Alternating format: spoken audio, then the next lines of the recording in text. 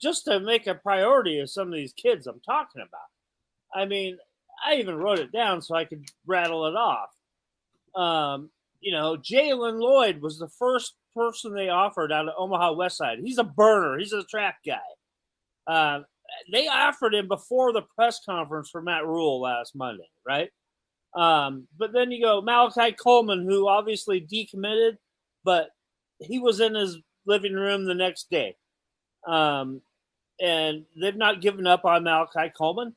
And then you got Carter Nelson out of Alliance. He's been a big-time priority, an uncommitted kid still. But, they're making him a big-time priority. Daniel Kalen, the quarterback at Bellevue West, who has had an offer from Nebraska, but, they're talking to him. Caleb Benning, for sure. We've always known they've been on him with an offer. Caden Vermoss, a kid that really opened my eyes when I went and saw him play at Millard North. This he's only a sophomore, but he is a stud. The game I saw him play, it was a blowout. They were playing an inferior opponent, but he had 2 punt returns back-to-back for touchdowns. And he is a special type of player. And then, Brock Knutson, another guy that's a commit, out of Scottsbluff, and he's reaffirmed that, he's 100% in. So, they're out seeing all these guys. So I just love what he's been doing here. He's taking care of business in state, and now it's time to go head out and go get in, all those living rooms in Texas and Florida and everywhere else across the country. Our buddy One Scoop John is here to remind everyone to please hit the like button. Thank you for that. Absolutely. So in addition to Houseman, because, he's the guy that stands out as a huge loss,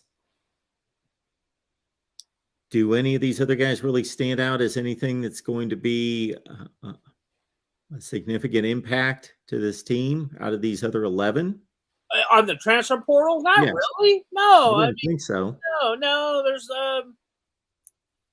it's just a lot of guys that haven't either gotten playing time or haven't been happy with their playing time. But no, this is just par for the course. We see this, year in and year out, and especially on top of it, Nebraska's, they've had more time for kids to get in the transfer portal because the rules don't apply to Nebraska when there's a coaching change.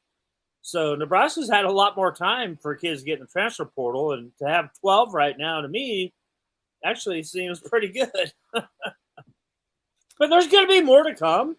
It's not – you can't think that people are going to stay. The farther this goes, there's still going to be more guys that are leaving, and this opens up spots for more, high school prospects and more transfer portal prospects. And then I think you'll see another push here after spring ball that obviously every school has. You'll have another push of current players getting in the transfer portal. So you have to be patient with this whole deal. And, like I said before, I like the way Matt Rhule's attacked it. And, he's shoring down his in-state ties first and foremost, because that's what you need to do.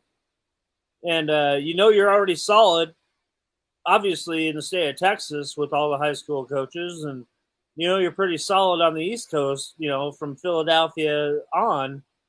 And,